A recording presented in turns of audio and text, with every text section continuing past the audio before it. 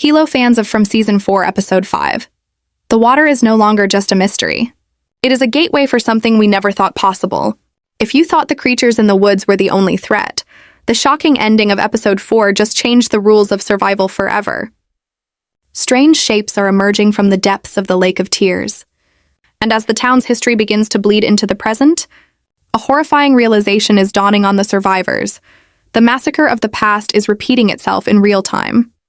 We are staring at a reincarnation riddle that connects Jade's haunting visions directly to the water's edge, suggesting that the souls of the lost are finally coming home, but they aren't coming back alone. The aftermath of the lake sighting has sent a wave of pure electricity through the community, as Boyd and Donna realize that their walls can no longer protect them from what rises from below. The presence of the man in yellow has shifted from a distant omen to a direct catalyst for the chaos, leaving fans to wonder if he is the architect of the Lake of Tears, or merely a messenger for a much darker entity. Julie's discovery of the bookmark has acted as a key to a door that should have remained locked, linking the town's geography to an ancient cycle of death that Victor has spent his entire life trying to forget.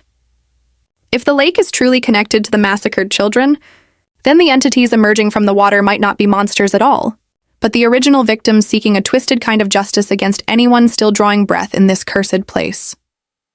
Panic is the new currency in the town, and as food supplies dwindle and safety becomes a memory, the residents are forced to look at the water not as a resource, but as a graveyard that is currently being emptied. Boyd is standing at a crossroads where he must decide if the newcomers are survivors to be rescued or a danger-laden trap designed to finally break the town's spirit. Every clue Jade uncovers seems to point toward a structural shift in the town's reality, suggesting that the rules of the monsters were just the first layer of a much larger, more malevolent game.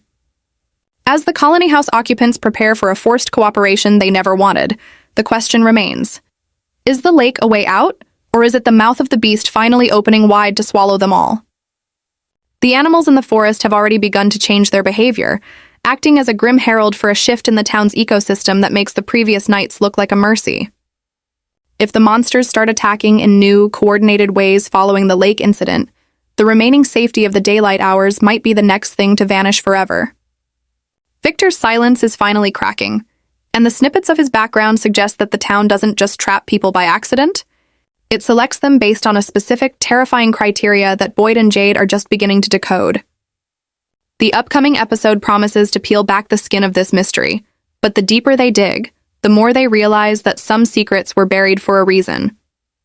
As the sun begins to set over the shimmering dark surface of the Lake of Tears, a new sound is echoing through the trees, a sound that